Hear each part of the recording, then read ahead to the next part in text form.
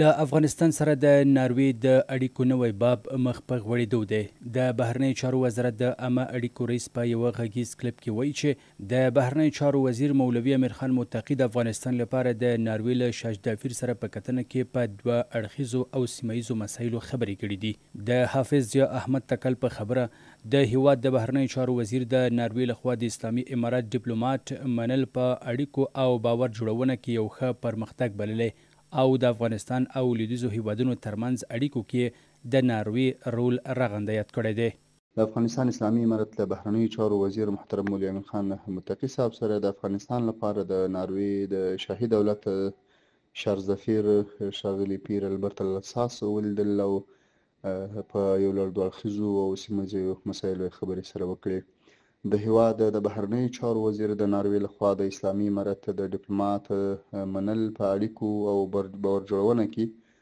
یو ښه پرمختګ وباله او د افغانستان او لویدیځو هیوادونو ترمنځ اړیکو کې د ناروې له رول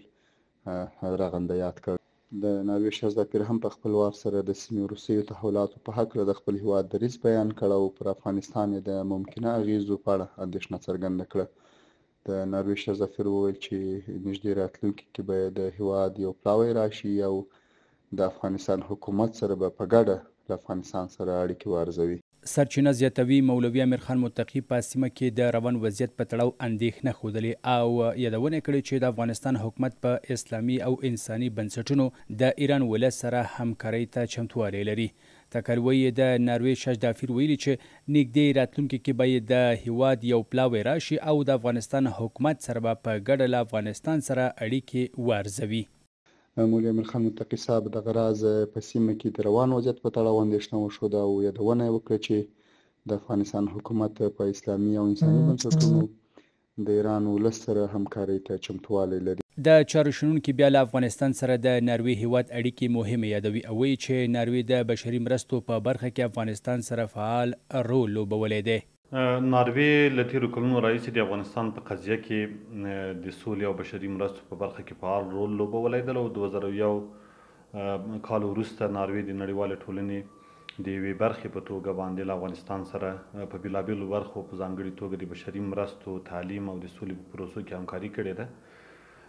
د افغانستان اسلامي امارت له واکمنېدو نه وروسته ناروې او د افغانستان اسلامي امارت ترمنځ د اړیکو د یو شمېر نړیوالو هیوادونو په پرتله نسبتا رغنده پاتې شوي دي. د نظر خوندان په نړیوال سټیج کې د ناروې اغیز زیات یادوي او ټینګار یې دا دی چې د ناروې سره د افغانستان د اړیکو پراختیا په نړیواله کچه د اسلامي امارت باور لا زیاتولی شي. ناروې یو ډیر مقتدره، په خپلو خپو ولاړ، مرفه او د اقتصاد محوره سیاست په بنیاد باندې یو ډیر پرمختللی هیواد دی. په اروپا کې او په نړیواله کچه باندې ویلو شو چې اوسلو یو داسې مرکز دی چې نه یوازې دا چې د ناروې پایتخت دی، ترڅنګ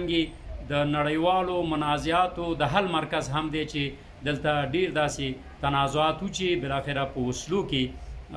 حل شوي دي او دا یو نړیوال مرکز دی د صلح، د امنیت او د هیوادونو په منځ کې چې کوم تنازعات دي د هغې د رفع او د حل لپاره. د ناروې سربیره اسلامي امارت اوس مهال له ګڼو بهرنیو هیوادونو سره پراخې اړیکې لري او تلې هیوادونو ته ډاډ ورکړی چې د افغانستان خاوره به د هیڅ هیواد پر ضد ونه کارول شي.